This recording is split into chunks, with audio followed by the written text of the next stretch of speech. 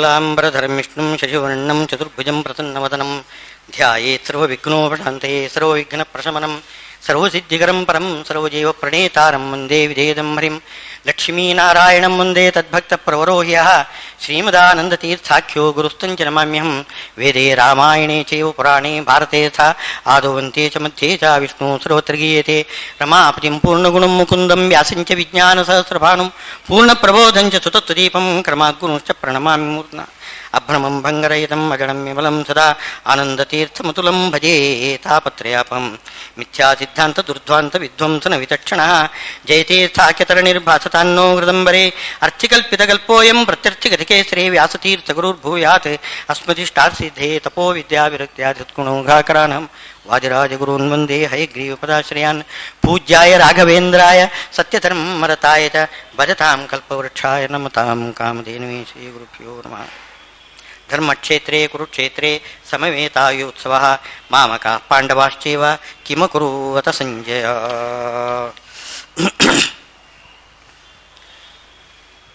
ನಾವು ನಿನ್ನೆ ಸುಹೃನ್ಮಿತ್ರಾರ್ಯುದಾಸೀನ ಮಧ್ಯಸ್ಥ ದ್ವೇಷ್ಯ ಬಂಧುಷು ಸಾಧುಷ್ವಪಿ ಚ ಪಾಪೇಶು ಸಮಬುದ್ಧಿರು ವಿಶಿಷ್ಯತೆ ಅಂತ ಹೇಳಿದ್ದೇವೆ. ಆ ಶ್ಲೋಕದ ವಿವರಣೆ ನೋಡಿದ್ದೇವೆ. ಅದರಲ್ಲಿ ಒಂದು ನಾವು ಸುಹೃತ್ ಮಿತ್ರ ಅರಿ ಉದಾಸೀನ ಮಧ್ಯಸ್ಥ ದ್ವೇಷ್ಯ ಬಂಧು ಇವರೆಲ್ಲ ಮನುಷ್ಯೋತ್ತಮರಲ್ಲಿ ಬರ್ತಾರೆ. ಆಮೇಲೆ ಸಾಧುಷ್ವಪಿ ಚ ಪಾಪೇಶು ಅಂತಿದೆ. ಸಾಧುಗಳು ಅಂದರೆ ದೇವತೆಗಳು, ಪಾಪರು ಅಂದರೆ ದೈತ್ಯರುಗಳು. ಅವರ ಬಗ್ಗೆ ಏನು ಹೇಳಲಿಲ್ಲ. ಅವ್ರ ಬಗ್ಗೆ ಹೇಗೆ ಪೂಜೆ? ಮನುಷ್ಯರಲ್ಲಿ ಮನುಷ್ಯೋತ್ತಮರಲ್ಲಿ ಇದೆಲ್ಲ ಭಗವಂತನೇ ಆಗಾಗ್ಗೆ ಅವನು ಮಿತ್ರನಾಗ್ತಾನೆ. ಒಬ್ಬನೇ ಒಂದು ಕಾಲದಲ್ಲಿ ಮಿತ್ರನಾಗಿರ್ತಕ್ಕಂಥವನು ಇನ್ನೊಂದು ಕಾಲದಲ್ಲಿ ಶತ್ರು ಆಗ್ತಾನೆ, ಶತ್ರು ಆಗಿರ್ತಕ್ಕಂಥವನು ಮಿತ್ರ ಆಗ್ತಾನೆ, ಮಿತ್ರನಾಗಿರ್ತಕ್ಕಂಥವನು ಶತ್ರು ಆಗ್ತಾನೆ. ಸಾಧುಗಳು ಪಾಪ ಆಗುವುದಿಲ್ಲ, ಪಾಪಗಳು ಸಾಧು ಆಗುವುದಿಲ್ಲ. ಸಾಧುಗಳು ದೇವತೆಗಳು, ದೇವತೆಗಳು ಅಸುರರಾಗುವುದಿಲ್ಲ, ಅಸುರರು ದೇವತೆಗಳಾಗುವುದಿಲ್ಲ. ಅದು ಮಾತ್ರ, ಅದು ಶಾಶ್ವತ. ಇವುಗಳೆಲ್ಲ ವ್ಯತ್ಯಾಸ. ಸುಹೃತ್ವ ಮಿತ್ರತ್ವ ಇತ್ಯಾದಿಗಳೆಲ್ಲ ಬಂದು ಹೋಗತಕ್ಕಂಥದ್ದು. ಒಂದು ಕ್ಷಣದಲ್ಲಿ ಅವನು ಮಿತ್ರನಾಗಿರ್ತಕ್ಕಂಥವನು ಶತ್ರು ಆಗಬಹುದು, ಶತ್ರು ಆಗಿರ್ತಕ್ಕಂಥ ಮರುಕ್ಷಣದಲ್ಲಿ ಅವನು ಮಿತ್ರನಾಗಬಹುದು. ಅದೆಲ್ಲ ಹೇಳಿಕೆ ಬರೋದಿಲ್ಲ. ಅದು ಮನುಷ್ಯೋತ್ತಮರ ಬಗ್ಗೆ ಆಯಿತು. ಈ ದೇವತೆಗಳಲ್ಲಿ ಅಸುರರಲ್ಲಿ ನಾವು ಯಾವ ರೀತಿ ವರ್ತನೆ ಮಾಡಬೇಕು ಅದಕ್ಕೆ ಒಂದು ಉತ್ತರ ಕೊಟ್ಟಾಗಿದೆ ಶಾಸ್ತ್ರದಲ್ಲಿ. ಯಾವ ರೀತಿ ನಾವು ಪೂಜೆ ಇತ್ಯಾದಿಗಳನ್ನು ಮಾಡಬೇಕು ಆ ರೀತಿ ಮಾಡಬೇಕು. ಆ ವೈಷಮ್ಯ ತೋರಬೇಕು. ವೈಷಮ್ಯ ಇರುವಲ್ಲಿ ವೈಷಮ್ಯವನ್ನು ತೋರಿದರೆ ಅದು ಸಾಮ್ಯ ಆಗ್ತದೆ. ಸಾಮ್ಯ ಇರುವಲ್ಲಿ ಸಾಮ್ಯವನ್ನು ತೋರಿದರೆ ಅದು ಸಾಮ್ಯ ಆಗ್ತದೆ. ಸಾಮ್ಯ ಇರುವಲ್ಲಿ ಸಾಮ್ಯವನ್ನು ತೋರಿದರೆ ಅದು ಸಾಮ್ಯ. ವೈಷಮ್ಯ ಇರುವಲ್ಲಿ ವೈಷಮ್ಯ ತೋರಿದರೂ ಅದು ಸಾಮ್ಯ. ಆದರೆ ಸಾಮ್ಯ ಇದ್ದಲ್ಲಿ ವೈಷಮ್ಯ ಮಾಡಿದರೆ, ವೈಷಮ್ಯ ಇದ್ದಲ್ಲಿ ಸಾಮ್ಯ ಮಾಡಿದರೆ ಅದು ವೈಷಮ್ಯ. ಎರಡೂ ಕೂಡ ವೈಷಮ್ಯ. ಅದು ತಪ್ಪಾಗ್ತದೆ. ಅದು ಮಾತ್ರ ಮಾಡಬಾರ್ದು. ಸಾಧುಗಳಲ್ಲಿ ಹೇಗೆ ನಡ್ಕೊಳ್ಬೇಕು, ಶತ್ರುಗಳಲ್ಲಿ ಹೇಗೆ ನಡ್ಕೊಳ್ಬೇಕು, ಇದು ಅಜ್ಞಾನ ಬರ್ತದೆ ಕೆಲವೊಮ್ಮೆ. ಯಾಕೆಂದ್ರೆ ಈ ಸತ್ಯ ಧರ್ಮ ಹಿಂಸೆ ಇತ್ಯಾದಿಗಳೆಲ್ಲ ಇದೆ ನೋಡಿ.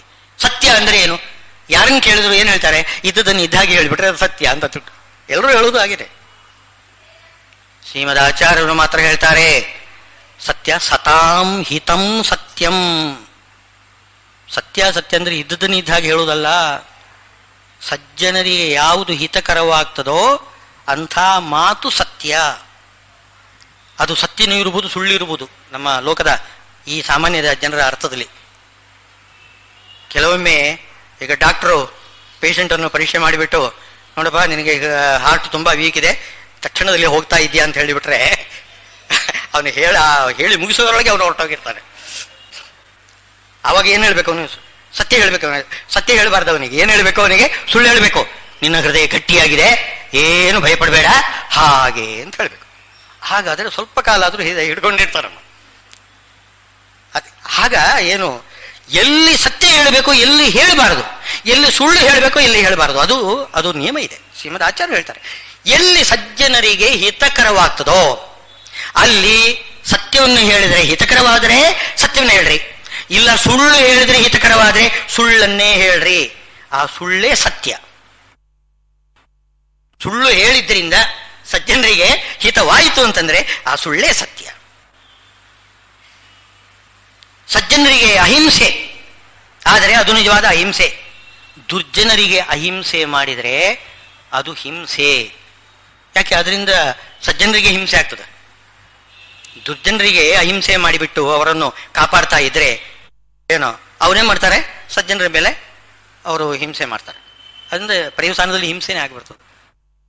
ಅದೇ ಸಜ್ಜನರಿಗೆ ಹಿಂಸೆ ಮಾಡಬಾರದು, ಯಾವತ್ತೂ ಕೂಡ ಹಿಂಸೆ ಮಾಡಬಾರದು. ಸ್ವಲ್ಪ ವ್ಯತ್ಯಾಸ ಇದೆ, ಅದು ಸರಿಯಾಗಿ ತಿಳ್ಕೊಳ್ಳಬೇಕು. ಇದಕ್ಕೆ ಹೇಳೋದು ಆ ವಿಷಮರಿಗೆ ವಿಷಮವಾಗಿರ್ತಕ್ಕಂತಹ ಪೂಜೆ ಏನಿದೆ ಅದೇ ಸಮಪೂಜೆ. ವಿಷಮರಿಗೆ ವಿಷಮವಾಗಿರ್ತಕ್ಕಂತಹ ಪೂಜೆ ಮಾಡಬೇಕು. ಹಾಗೆ ದೊಡ್ಡವರು ಬಂದಾಗ ನಾವು ಅವರಿಗೆ ಯಾವತ್ತೂ ಕೂಡ ಅವರು ಗುರು ಹಿರಿಯರು ದೇವತೆಗಳು ಯಾರು ಬರ್ತಾರೆ ಅವರಿಗೆ ವಿಶೇಷವಾಗಿ ಮರ್ಯಾದೆ ಮಾಡಬೇಕು, ಗೌರವ ಮಾಡಬೇಕು. ಒಂದಿಷ್ಟು ಅಹಂಕಾರ ತೋರಬಾರದು. ಆದರೆ ದುಷ್ಟರು ಬಂದರೆ ಅವರಲ್ಲಿ ಏನೋ ವೈರ ಮಾಡಬೇಕಂತೆ, ಶತ್ರುತ್ವ ಮಾಡಬೇಕು ಅಂತ ಹೇಳ್ತಾರೆ. ಅವ್ರನ್ನ ಬಿಟ್ಟು ಬಿಡಬಾರ್ದು. ನಾನು ಯಾರಲ್ಲೂ ವೈರ ಮಾಡುವುದಿಲ್ಲ ಅಂತ ಅವ್ರನ್ನ ಬಿಟ್ಟು ಬಿಟ್ರೆ ಅದು ದೊಡ್ಡ ಪಾಪ ಅಂತ ಹೇಳ್ತಾರೆ. ಈಶಾವಾಸ್ಯೋಪನಿಷತ್ತಿನಲ್ಲಿ ಒಂದು ಮಂತ್ರ ಹೇಳ್ತದೆ ನೋಡಿ, ಏನೋ ಅಂಧಂತಮ ಪ್ರವಿಶಂತಿ ಏ ಅವಿದ್ಯಾಂ ಉಪಾಸತೆ ತಥೋ ಭೂಯ ಯುವತೆ ಯವು ವಿದ್ಯಾಯಾಗಮ್ರತಾಃ. ಕೇವಲ ವಿದ್ಯೆಯನ್ನೇ ಹಿಡ್ಕೊಂಡು, ವಿದ್ಯೆ ಅಂದ್ರೇನು? ಒಳ್ಳೆಯ ವಿದ್ಯೆ. ಅವಿದ್ಯೆ ಅಂದ್ರೇನು? ಮಿಥ್ಯಾಜ್ಞಾನ. ಮಿಥ್ಯಾಜ್ಞಾನ ಯಥಾರ್ಥ ಜ್ಞಾನ. ಮಿಥ್ಯಾಜ್ಞಾನವನ್ನೇ ಯಾರು ಏನು ಮಾಡ್ತಾರೆ? ಅವರು ಅಂಧಂತಮಸಿಗೆ ಹೋಗ್ತಾರೆ, ಅದು ಪ್ರಶ್ನೆನೇ ಇಲ್ಲ. ಮಿಥ್ಯಾಜ್ಞಾನಿಗಳು ಅಂಧಂತಮಸಿಗೆ ಹೋಗ್ತಾರೆ. ಆದರೆ ಸ್ವಾರಸ್ಯ ಈಶಾವಾಸ್ಯೋಪನಿಷತ್ತು ಹೇಳ್ತದೆ, ಬರೀ ತತ್ವಜ್ಞಾನವನ್ನೇ ಹಿಡ್ಕೊಂಡ್ರೆ ಅದಕ್ಕಿಂತ ಹೆಚ್ಚಿಗೂ ಅಂಧಂತಮಸಿಗೆ ಹೋಗ್ತಾನೆ. ಇದಾಗಪ್ಪ ಶ್ರೀಮದ್ ಆಚಾರ್ಯರು ಅದಕ್ಕೆ ಉತ್ತರ ಕೊಡಬೇಕು. ಮೇಲ್ನೋಟಕದಲ್ಲಿ ಉಪನಿಷತ್ತು ಬಹಳ ವಿಚಿತ್ರವಾಗಿ ಕಾಣಿಸ್ತಾ ಇದೆ. ಬರೀ ತತ್ವಜ್ಞಾನವನ್ನೇ ನಂಬಿಕೊಂಡ್ರೆ, ಅದನ್ನೇ ಹಿಡ್ಕೊಂಡ್ರೆ ಅವನು ಇನ್ನೂ ಹೆಚ್ಚು ತಮಸ್ಸಿಗೆ ಹೋಗ್ತಾನಂತೆ. ಇದು ಹೇಗೆ ಕೊಡ್ತದೆ ಅಂತಂದ್ರೆ, ತತ್ವಜ್ಞಾನ ಇದು ತತ್ವಜ್ಞಾನ ಅಂತ ಅವನಿಗೆ ನಂಬಿಕೆ ಇದೆ, ಹೌದು. ಆದರೆ ಇದು ತತ್ವಜ್ಞಾನ ಅಂತ ಗೊತ್ತಿದ್ದವನಿಗೆ ಅದಕ್ಕೆ ವಿರುದ್ಧವಾದ ಮಿಥ್ಯಾಜ್ಞಾನ ಅಂತ ಗೊತ್ತಿರ್ತದೆ ತಾನೆ. ಇದು ಸರಿ ಅಂತಂದ್ರೆ ಇದು ತಪ್ಪು ಅಂತ ಅವನು ಗೊತ್ತಾಗಿ ಆಗ್ತದೆ. ಎರಡೂ ಸರಿ ಆಗ್ತದೆ ಏನೋ? ಎರಡೂ ತಪ್ಪಾಗ್ಲಿಕ್ಕೆ ಸಾಧ್ಯ ಇಲ್ಲ, ಎರಡೂ ಸರಿ ಆಗ್ಲಿಕ್ಕೆ ಸಾಧ್ಯ ಇಲ್ಲ. ಒಂದು ಸರಿ ಅಂತಂದ್ರೆ ಇನ್ನೊಂದು ತಪ್ಪಾಗಿ ಆಗ್ಬೇಕು, ಅದಕ್ಕೆ ವಿರುದ್ಧವಾದ್ದು. ಆ ತಪ್ಪು ತಪ್ಪು ಅಂತ ಹೇಳಬೇಕವನು. ಇದು ಸರಿ ಅಂತಂದವನು ಅದು ತಪ್ಪು, ಯಾಕೆ ತಪ್ಪು ಅದನ್ನೆಲ್ಲ ಹೇಳಬೇಕು. ಅದೂ ಸರಿ ಇದೂ ಸರಿ ಅಂತಂದು ಬಿಟ್ರೆ ಹಾಗಿದ್ರೆ ಅವನಿಗೆ ಯಾವುದ್ರಲ್ಲೂ ನಂಬಿಕೆ ಇಲ್ಲ. ಸರ್ವಧರ್ಮ ಸಮನ್ವಯ ಅಂತ ಹೇಳ್ತಾರೆ. ನಮ್ಗೆ ಎಲ್ಲಾ ಧರ್ಮನೂ ಸಮಾನ ಅಂತ. ನಿಜವಾಗಿ ಎಲ್ಲಾ ಧರ್ಮ ಸಮಾನ ಅಂತಂದವನು ಯಾವ ಧರ್ಮನೂ ಇಲ್ಲ ಅವನಲ್ಲಿ. ಯಾವ ಧರ್ಮವನ್ನೂ ಅವನು ನಂಬಲಿಲ್ಲ ಅಂತ ಅರ್ಥ. ಸರ್ವಧರ್ಮ ಸಮನ್ವಯ ಮಾಡುವನು ಅವನು ಏನ್ ಮಾಡಬೇಕು? ಯಾವ ಒಂದು ಧರ್ಮವನ್ನು ಹಿಡಬೇಕು, ಪರಸ್ಪರ ವಿರುದ್ಧವಾದರಲ್ಲಿ ಒಂದು ಧರ್ಮವನ್ನು ಹಿಡ್ಕೊಳ್ಬೇಕು, ಉಳಿದದನ್ನೆಲ್ಲ ನಿರಾಕರಣೆ ಮಾಡಬೇಕು.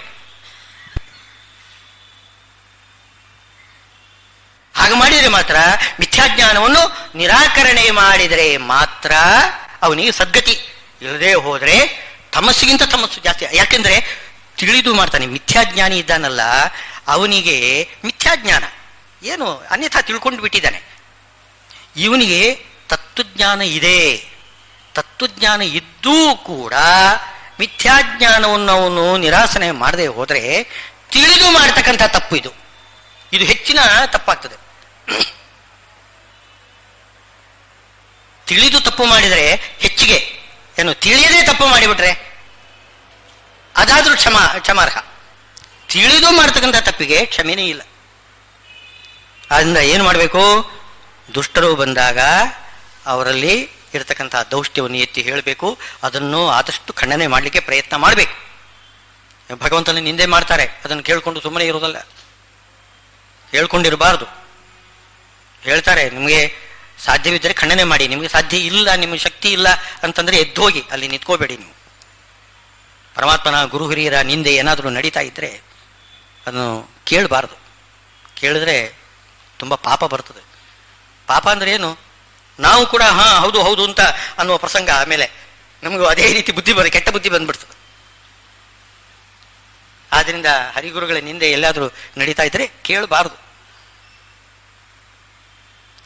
ಈ ಬಲಿ ಚಕ್ರವರ್ತಿ ನೋಡಿ, ಅವನು ದಾನ ಮಾಡಲಿಕ್ಕೆ ಅಂತ ಅವನು ಯಜ್ಞದಲ್ಲಿ ಕೂತಿದ್ದಾನೆ ಯಜಮಾನಾಗಿ. ವಾಮನ ದೇವರು ಬಂದವರು ಏನು ಮಾಡಿದ್ರು ಗೊತ್ತೇ? ಭಾಗವತ ನೋಡಿ, ಒಂದೇ ಸವನೆ ಹಿರಣ್ಯಕಶಿಪು, ವಿರೋಚನ, ಪ್ರಹ್ಲಾದ ಇವರೆನ್ನೆಲ್ಲರನ್ನೂ ಕೂಡ ಹೊಗಳ್ತಾ ಇದ್ದಾನೆ. ವಾಮನ ದೇವರು ಹೊಗಳುವುದು ಏನಂತ ಹೊಗಳ್ತಾರೆ? ಹಿರಣ್ಯಕಶಿಪುವನ್ನು, ಹಿರಣ್ಯಾಕ್ಷನನ್ನು ನರಸಿಂಹದೇವರಿಗೆ, ಇವರಿಗೆ ವರಾಹದೇವರಿಗೆ ಕೊಲ್ಲುವುದು ಬಹಳ ಕಷ್ಟ ಆಗಿತ್ತು, ಬಹಳ ಕಷ್ಟ ಆಗಿತ್ತು. ಬಹಳ ಕಷ್ಟದಿಂದ ಏನೋ ಕೊಂದರು. ಆಮೇಲೆ ತಾವು ಗೆದ್ದೆವು ಅಂತ ಅಂದುಕೊಳ್ಳಿಲ್ಲ ಅಂತೆ, ತಾವು ಗೆದ್ದೆವು ಅಂತ ಅಂದುಕೊಳ್ಳಿಲ್ಲ ಅಂತೆ ಯಾರು? ನರಸಿಂಹದೇವರು, ವರಾಹದೇವರು. ಏನೋ ಕಷ್ಟದಿಂದ ಅವನೇನೋ ಮುಗಿಸಿಬಿಟ್ಟಿದ್ದೇವೆ ಅಷ್ಟೇ ಹೊರತು ನಾವು ಯುದ್ಧದಲ್ಲಿ ಅವನನ್ನು ಗೆಲ್ಲಿಕ್ಕೆ ಆಗಲಿಲ್ಲ. ಮಹಾಶೂರಾದಿ ವೀರಾದಿ ವೀರ ಅವನು ಅಂತ ಹೀಗೆ ಹೊಗಳ್ತಾರೆ. ಹಿರಣ್ಯಕಶಿಪು ಏನೋ ಹರಿಯನ್ನು ಕೊಂದು ಹಾಕ್ತೇನೆ ಅಂತ, ಕೊಂದು ಅವನ ರಕ್ತದಿಂದ ಹಿರಣ್ಯಾಕ್ಷನಿಗೆ ತರ್ಪಣ ಬಿಡ್ತೇನೆ ಅಂತ ಹೊರಟಿದ್ದಾನೆ. ಯಾರು? ಹಿರಣ್ಯಕಶಿಪು. ಎಲ್ಲಿ ನೋಡಿದ್ರು ಹರಿ ಕಾಣಿಸಲಿಲ್ಲ, ಎಲ್ಲೂ ಕಾಣೋನಲ್ಲ ಅವನು. ಹರಿ ಯಾರಿಗೂ ಕೂಡ ಕಾಣಿಸೋನಲ್ಲ. ಅವನು ಯಾರಿಗೆ ಕಾಣಿಸ್ಬೇಕು ಅಂತ ಅವನು ಅನುಗ್ರಹ ಮಾಡ್ತಾನೆ ಅವರಿಗೆ ಮಾತ್ರ ಕಾಣಿಸ್ತಾನೆ. ಇಲ್ಲದೆ ಹೋದರೆ ಅರೂಪವ ದೇವಹಿ, ಅದು ಪ್ರತ್ಯಕ್ಷಕ್ಕೆ ಯೋಗ್ಯನೇ ಅಲ್ಲ. ಆಕಾಶ ಕಾಣಬೇಕು ಅಂದರೆ ಸಾಧ್ಯವೇ? ಆಕಾಶ ಕಾಣಿಸೋದೇನೋ? ಗಾಳಿ ಕಾಣಿಸೋದೇನೋ? ಕಾಣಿಸೋದಿಲ್ಲ. ಹಾಗೆ ಪರಮಾತ್ಮನು ಕಾಣಿಸ್ತಕ್ಕಂಥವನಲ್ಲ. ಹಿರಣ್ಯಕಶಿಪು ಕಾಣಿಸಲಿಲ್ಲ, ಎಲ್ಲ ಕಡೆ ಹುಡುಕಿದ, ವೈಕುಂಠಕ್ಕೂ ಹೋದ, ಅಲ್ಲಿಯೂ ಕೂಡ ಪರಮಾತ್ಮ ಕಾಣಿಸಲಿಲ್ಲ. ಓ, ಹಾಗಿದ್ರೆ ಸತ್ಯ ಹೋಗಿದ್ದಾನೆ ಅವನು. ನಾನಿನ್ನು ಕೊಲ್ಲುವುದು ಏನು ಪ್ರಶ್ನೆನೇ ಇಲ್ಲ, ಸಾಯಿಸುವ ಪ್ರಶ್ನೆನೇ ಇಲ್ಲ, ಅವನು ಮೊದಲೇ ಸತ್ತಿದ್ದಾನೆ ಅವನು ಅಂತ ಹೇಳ್ಕೊಂಡು ವಾಪಸ್ ಬತ್ತಾಂತೆ. ಇದು ಹೇಳೋದು ವಾಮನ ದೇವರು ಹೇಳತಕ್ಕಂಥ ಮಾತಿದು. ವಾಮನ ದೇವರು ಬಲಿ ಚಕ್ರವರ್ತಿಯ ಮುಂದೆ ಹೇಳತಕ್ಕಂಥ ಮಾತು. ವಾಪಸ್ ಬಂದ. ಹಾಗೆ ಹೇಳ್ತಾರೆ, ತಮಾಷೆಯಾಗಿ ಒಂದು ವಾಕ್ಯ ಸೇರಿಸ್ತಾನೆ ವಾಮನ ದೇವರು. ಎಲ್ಲ ಹುಡುಕಿದ, ಆ ಹರಿ ಎಲ್ಲಿದ್ದ ಅಂತಂದ್ರೆ ಅವನು ಒಳಗಡೆ ಇದ್ದ. ಹಿರಣ್ಯಕಶಿಪುನು ಒಳಗಡೆ ಕೂತಿದ್ದ, ಅವನಿಗೆ ಗೊತ್ತಾಗಿಲ್ಲ. ಒಳಗಡೆ ಅಡಗಿ ಕೂತಿದ್ದ ಅಂತೆ. ನಿಜವಾಗ್ಲೂ ಅದು ಅಡಗಿ ಕೂತಿದ್ದಾನೆ. ನಮಗೆ ನಮ್ಮ ಒಳಗಡೆ ಇರ್ತಕ್ಕಂಥ ಭಗವಂತ ನಮ್ಗೆ ಕಾಣಿಸೋದಿಲ್ಲ. ನಿಜವಾಗಿ ಅಡಗಿ ಕೂತಿರ್ತಾನೆ, ನಮ್ಗೆ ಕಾಣಿಸೋದೇ ಇಲ್ಲ. ಆದರೆ ಅವರು ಅಡಗಿ ಕೂತಿದ್ದು ಯಾಕೆಂದ್ರೆ ಭಯದಿಂದ ಅಂತ ವಾಮನ ದೇವರ ವ್ಯಾಖ್ಯಾನ. ಹಿರಣ್ಯಕಶಿಪುವಿನ ಭಯದಿಂದ ಅವನ ಹೃದಯದೊಳಗೆ ಅಡಗಿ ಕೂತಿದ್ದಾನೆ. ಗೊತ್ತಾಗದ ಹಾಗೆ ಮೂಗಿನ ಒಳಗಡೆ ಹೋಗಿ, ಶ್ವಾಸ ಮೂಲದಲ್ಲಿ ಒಳಗಡೆ ಹೋಗಿ, ಇದರಲ್ಲಿ ಹೋಗಿ ಅಡಗಿ ಕೂತಿದ್ದಾನೆ. ಗೊತ್ತೇ ಆಗಲಿಲ್ಲ ಅವನಿಗೆ. ಅಂತೂ ಈ ರೀತಿ ಹಿರಣ್ಯಕಶಿಪುವನ್ನು ಹೊಗಳೋದು ಅಂದರೆ ಹರಿಯನ್ನು ನಿಂದೆ ಮಾಡೋದು. ಪರಿಣಾಮ ಏನಾಯಿತು? ಬಲಿ ಚಕ್ರವರ್ತಿಗೆ ಅಸುರಾವೇಶ ಬಂತು. ಅಸುರಾವೇಶ ಬಂತು. ಆದ್ದರಿಂದಲೇ ಅವನ ತಲೆಯನ್ನು ತುಳಿದು ಪಾತಾಳಕ್ಕೆ ತಳ್ಳಿದ ಭಗವಂತ. ಬೇಕು ಬೇಕು ಅಂತಲೇ ಇದೆಲ್ಲ ಮಾಡಿದ್ದು. ಅವನನ್ನು ಹೋಗಿ ಈ ಹಿರಣ್ಯಾಕ್ಷ ಹಿರಣ್ಯಕಶಿಪುಗಳನ್ನು ಕೊಂದ ಹಾಗೆ ಬಲಿ ಚಕ್ರವರ್ತಿಯನ್ನು ನಿಗ್ರಹ ಮಾಡುವುದಿಲ್ಲ ಅಂತ ಪ್ರಹ್ಲಾದರಾಜರಿಗೆ ಮಾತು ಕೊಟ್ಟಿದ್ದಾನೆ ಭಗವಂತ. ಅದಕ್ಕೋಸ್ಕರ ಏನ್ ಮಾಡಿದ್ರು? ಭಗವಂತ ಉಪಾಯ ಮಾಡಿದ. ಹೋಗಿ ಹರಿನಿಂದೆ ಮಾಡಿಬಿಟ್ಟ ಎದುರುಗಡೆ. ಹರಿನಿಂದ ಕೇಳ್ಕೊಂಡು ಬಿಟ್ನಲ್ಲ ಅವನು. ಕೇಳಿದಾಗ ಅವನು ಹೌದಲ್ಲ, ಎಂಥ ವೀರಾಧಿ ವೀರರು ನಮ್ಮ ಹಿಂದಿನವರು, ಪುರಾತನರು, ಹಿರಣ್ಯಾಕ್ಷರು ಅಂತ ಅವನಿಗೆ ಏನಾಯಿತು? ಅಸುರಾವೇಶ ಬಂದ್ಬಿಡ್ತು. ಅಸುರಾವೇಶ ಬಂದಿದ್ದರಿಂದ ಏನು ಮಾಡಿದ? ಬೈತಾನೆ ವಾಮನನಿಗೆ. ನನ್ನ ಹತ್ರ ನಾನು ಇಡೀ ಬ್ರಹ್ಮಾಂಡಕ್ಕೆ ಅಧಿಪತಿ, ನನ್ನ ಮುಂದೆ ನಿನ್ನ ಈ ಪುಟ್ಟ ಹೆಜ್ಜೆಯಲ್ಲಿ 3 ಹೆಜ್ಜೆ ಭೂಮಿ ದಾನ ಕೇಳುವುದೇ, ಇದು ನನಗೆ ತುಂಬಾ ಅವಮಾನಕರ. ಇದು ದ್ವೀಪಗಳನ್ನು ಕೇಳು. ಜಂಬೂದ್ವೀಪ ಬೇಕು, ಲಕ್ಷದ್ವೀಪ ಬೇಕು, ನವದ್ವೀಪಗಳು, ಏನು 7 ದ್ವೀಪಗಳು, ಎಲ್ಲ ಖಂಡಗಳು ಬೇಕು, ಲೋಕಗಳನ್ನು ಕೇಳು, ಎಲ್ಲ ಕೊಡ್ತೇನೆ ನಾನು. ಅಂಥದ್ರಲ್ಲಿ ಬರೀ 3 ಹೆಜ್ಜೆ ಭೂಮಿಯನ್ನು ಕೇಳ್ತಾ ಇದೀಯಾ ನೀನು? ಕೋಪ ಮಾಡ್ತಾನೆ. ಆವಾಗ ಶುಕ್ರಾಚಾರ್ಯರು ಬಂದು ಕೇಳಿದರೆ, ಏನು ನೋಡು, ಇವನು ವಿಷ್ಣು ನಿನ್ನನ್ನು ನಿಗ್ರಹ ಮಾಡ್ಲಿಕ್ಕೋಸ್ಕರ ಬಂದಿದ್ದಾನೆ ಅಂತಂದ್ರೆ, ಹೌದೇನು? ಬಂದರೆ ನೋಡ್ಲಿ, ಅವನು ಬೇಡ್ತಾ ಬಂದಿದ್ದಾನೆ. ಬೇಡ್ತಾ ಬಂದಾಗ ನಾನು ಅವನೊಂದಿಗೆ ಏನು ವಿರೋಧ ಮಾಡಬಾರದು. ಅವನು ಬೇಡಿದ್ದನ್ನು ಕೊಡಬೇಕು, ಅದೋ ಒಂದು ಶೌರ್ಯ, ಅದನ್ನು ತೋರಿಸ್ಬೇಕು ನಾನು. ಅವನೇನಾದರೂ ನನ್ನಲ್ಲಿ ಯುದ್ಧಕ್ಕೆ ಬಂದು ನಿಂತುಕೊಂಡ್ರೆ ಅವನನ್ನು ಮುಗಿಸಿಬಿಡ್ತೇನೆ. ಈ ಮಾತು ಹೇಳ್ತಾನೆ ಬಲಿ ಚಕ್ರವರ್ತಿ. ಹೀಗೆಲ್ಲ ಮಾತನಾಡಿದ್ದಕ್ಕೇನೆ ಬಲಿಚಕ್ರವರ್ತಿಯನ್ನು ಏನು ಮಾಡಿದ್ರು, ಇಡೀ ಬ್ರಹ್ಮಾಂಡ ದಾನ ಕೊಟ್ಟರೂ ಕೂಡ ಬ್ರಹ್ಮದೇವರ ಮಾತು ಹೇಳ್ತಾರೆ, ಏನಿಲ್ಲ ಒಂದು ಬಿಂದು ಗಂಗೋದಕ ಕೊಟ್ಟು ಬಿಟ್ರೆ ತನ್ನನ್ನೇ ತಾನು ಕೊಟ್ಟು ಬಿಡ್ತಾನೆ ಭಗವಂತ. ಇಡೀ ಬ್ರಹ್ಮಾಂಡ ದಾನ ಮಾಡೋದ್ರಿಂದ ಬಲಿಚಕ್ರವರ್ತಿಯನ್ನು ಯಾಕಪ್ಪ ನಿಗ್ರಹ ಮಾಡ್ತೀಯ? ಅದಕ್ಕೆ ಹೇಳ್ತಾರೆ ವಾಮನ ದೇವರು, ಅಹಂಕಾರ ಬಂದಿದೆ, ಅಸುರಾವೇಶದಿಂದ ಅಹಂಕಾರ ಬಂದಿದೆ, ತಾನು ದ್ವೀಪಾಂತರಗಳನ್ನೆಲ್ಲ ಕೊಟ್ಟು ಬಿಡ್ತೇನೆ ನಾನು ಅಂತ, ಅಲ್ಲಿ 3 ಹೆಜ್ಜೆ ಭೂಮಿಯನ್ನು ಯಾಕೆ ಕೇಳ್ತಾ ಇದೆಯಾ? ಹೀಗೆಲ್ಲ ಕೇಳ್ತಾರೆ. ಇದು ಏನು ಒಳಗಡೆ ಏನು ಅಸುರಾವೇಶ ಬಂದ್ಬಿಡ್ತಾರೆ. ಆದ್ದರಿಂದ ಯಾವುದು ಹರಿನಿಂದೆ ಗುರುನಿಂದೆ ಯಾವತ್ತೂ ಕೂಡ ಕಿವಿಯಿಂದ ಕೇಳಬಾರದು. ಕೇಳಬಹುದು, ಅದಕ್ಕೆ ತಕ್ಕ ಉತ್ತರ ಕೊಟ್ಟು ಅವನನ್ನು ಬಾಯಿ ಮುಚ್ಚಿಸಲಿಕ್ಕೆ ಸಾಧ್ಯ ಇದ್ದರೆ. ಅದು ಸಾಧ್ಯ ಇಲ್ಲ ಅಂತಂದ್ರೆ ಎದ್ದು ಹೋಗಿ ಅಂತ ಹೇಳ್ತಾರೆ. ಆದ್ದರಿಂದ ದೇವತೆಗಳಲ್ಲಿ ಪರಮಾತ್ಮನ ಶತ್ರುಗಳಲ್ಲಿ ದೈತ್ಯರುಗಳಲ್ಲಿ ಯಾವ ರೀತಿ ವರ್ತನೆ ಇರಬೇಕು, ಅಲ್ಲಿ ದೈತ್ಯರುಗಳಲ್ಲಿ ನಾವು ವಿರೋಧವನ್ನೇ ಮಾಡಬೇಕು. ನಾರಾಯಣ ದಿಟ್ ತದನುಬಂಧಿ ನಿಗ್ರಹ, ಅದು ಇಡೀ ಭಗವದ್ಗೀತೆಯ ಸಾರ. ಅದು ಭಗವದ್ಗೀತೆಯ ಸಾರ. ಅಲ್ಲಿ ಏನು ಸತ್ಯ ಧರ್ಮ ಅಹಿಂಸೆ ಇತ್ಯಾದಿಗಳೆಲ್ಲ ಮಾಡಬಾರ್ದು.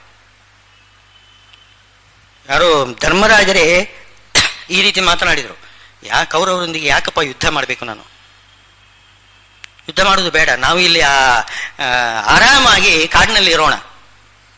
ಅವರಿಗೇನು ಅಕ್ಷಯ ಪಾತ್ರೆ ಇದೆ, ಅವರಿಗೆ ಅಕ್ಷಯ ಪಾತ್ರೆ ತಿನ್ನಲಿಕ್ಕೆ ಏನು ತೊಂದರೆ ಏನಿಲ್ಲ.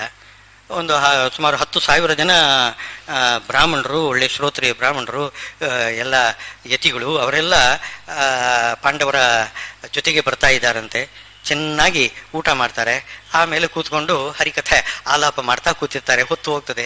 ಬಹಳ ಸುಂದರವಾಗಿರ್ತಕ್ಕಂಥ ಒಂದು ಪ್ರಶಾಂತವಾಗಿರ್ತಕ್ಕಂಥ ಒಳ್ಳೆ ಜೀವನ, ಮುನಿವೃತ್ತಿ ಹಾಯಾಗಿರಬಹುದು. ನಾವು ಯಾತಕ್ಕೆ ವಾಪಸ್ ಹೋಗಿ ಕೌರವರೊಂದಿಗೆ ಜಗಳಾಡಬೇಕು, ಯುದ್ಧ ಮಾಡಬೇಕು, ರಕ್ತಪಾತ ಮಾಡಬೇಕು, ಯಾಕೆ ಮಾಡಬೇಕು? ಸುಮ್ಮನೆ ಬೇಡ, ಅವರಿಗೆ ಹಿಂಸೆ ಮಾಡೋದು ಬೇಡ, ಅವರು ಬಂಧುಗಳಲ್ವೇ ಅಂತ ಈ ರೀತಿ ಧರ್ಮರಾಜ ಹೇಳಿದ್ದಕ್ಕೆ ದ್ರೌಪದಿ ದೇವಿಯರು ಸಿಟ್ಟಾಗ್ತಾರೆ. ತಪ್ಪು ಹೇಳ್ತಾ ಇದೀಯಾ ನೀನು ಅಂತ.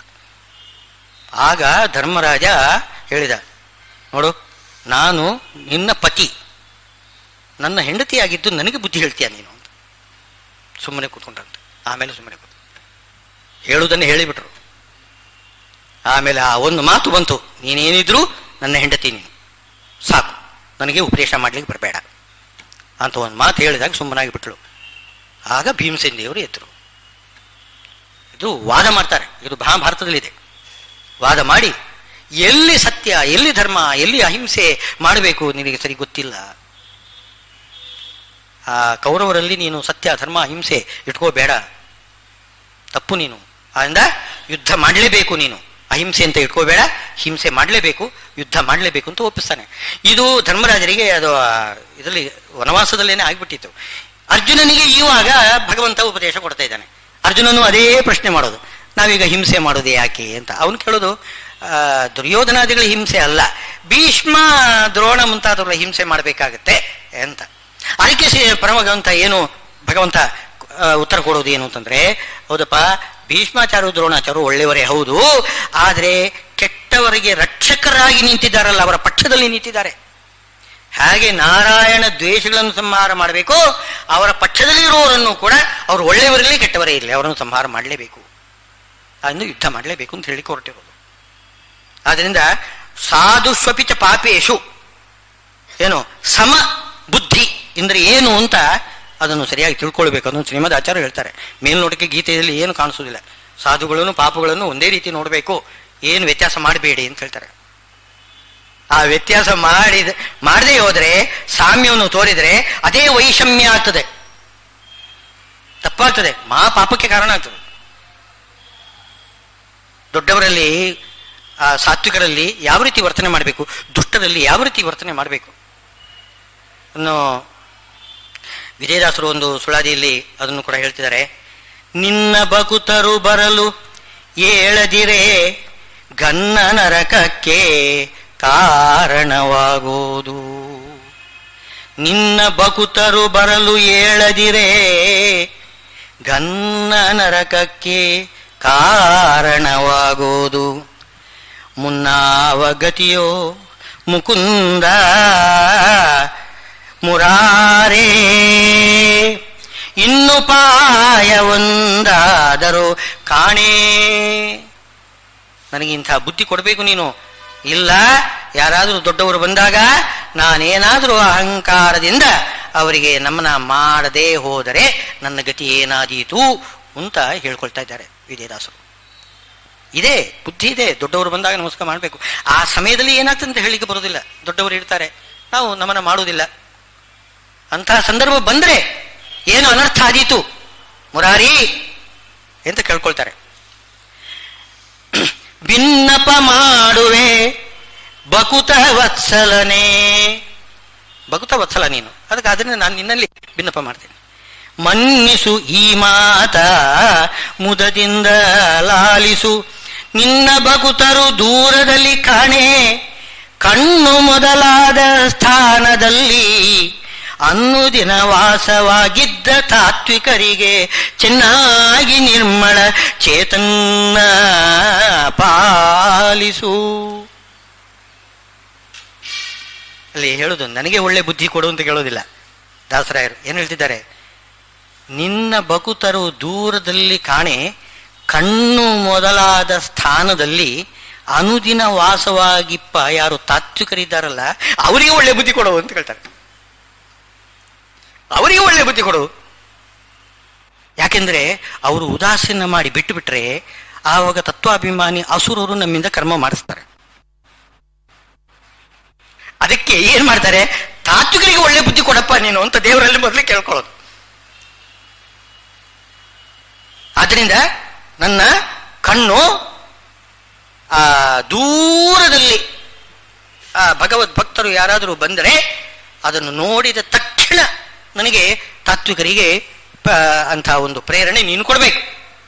ಇಲ್ಲದೆ ಹೋದರೆ ಏನಾದರೂ ಅನಾಹುತ ಆಗಿಬಿಡ್ತದೆ. ನಾನು ಅಹಂಕಾರದಿಂದ ಅವರಿಗೆ ನಮನ ಮಾಡದೆ ಸೆಟೆದು ನಿಂತುಕೋಬಹುದು, ಆಗ ಅನರ್ಥ ಆಗಿಬಿಡ್ತದೆ. ಆ ಕಣ್ಣು ಮುಂತಾಗಿರ್ತಕ್ಕಂತಹ ತಾತ್ವಿಕ ತಲೆ ಬಾಗಬೇಕು ತಾನೆ, ತತ್ವಾಭಿಮಾನಿಗಳು ಭಾಗಿಸಬೇಕು, ಆ ಬುದ್ಧಿ ಕೊಡಬೇಕು. ಎನ್ನ ಕೂಡಲಿ ಸಜ್ಜನರ ಚರಣ ಸೇವೆ ಎನ್ನು ಮಾಡಿಸುವಂತೆ ನಿನ್ನದೇ ದಯವಯ್ಯ. ನಾನು ಈ ರೀತಿ ಸಜ್ಜನರ ಸೇವೆ ಮಾಡಬೇಕು ಅಂದರೆ ಅದು ನಿನ್ನ ದಯವಯ್ಯ. ಅನ್ಯಾಯದಲ್ಲಿ ಸಂಚರಿಸುವ ಜನರನ್ನು ಇನ್ನು ಕಂಡರೆ ಆ ಕ್ಷಣ ಹಾಗೆ ಪುಟ್ಟಲಿ. ಈ ಮಾತು ನೋಡಿ, ದೊಡ್ಡವರು ಬಂದಾಗ ಏನೋ ನಮಸ್ಕಾರ ಮಾಡಬೇಕು, ಅಹಂಕಾರ ಒಂದಿಷ್ಟು ಕೂಡ ಬರಬಾರದು. ಆದರೆ ಅನ್ಯಾಯದಲ್ಲಿ ಸಂಚರಿಸುವ ಜನರು ಯಾರಿದ್ದಾರೆ? ದುಷ್ಟರು. ಅವರೇನಾದರೂ ಬಂದ್ರೆ ಆ ಕ್ಷಣ ಹಾಗೆ ಪುಟ್ಟಲಿ.